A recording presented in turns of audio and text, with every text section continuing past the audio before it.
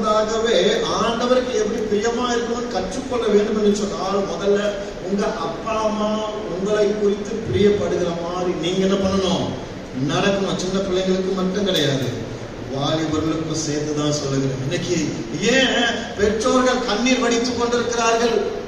ஏன் பல நேரத்தில் பிள்ளைகளுக்காக உபவாசம் எடுத்துக் கொண்டிருக்கிறார்கள் கேட்ட, ஆண்டவரே என் மகளுடைய குணத்தை என்ன பண்ணுங்க, மாற்றுங்க ஆண்டவர் என்று சொல்லி எத்தனையோ பெற்றோருடைய கண்ணீரின் ஜெபத்தை ஆண்டவர் கேட்டுக்கொண்டே இருக்கிறார்.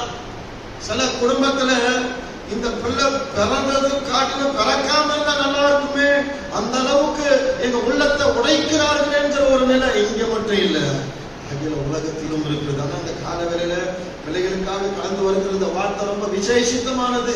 கர்த்தர் உங்களை நேசிக்கிறபடினால் கர்த்தர் உங்களுக்கும் பேசுகிறார். என்ன பேசுகிறார்? உங்க பெற்றோருக்கு நீங்க என்ன பண்ணணும், கீழ்ப்படிந்து நடக்கணும். அதுதான் கர்த்தருக்கு பிரியம்.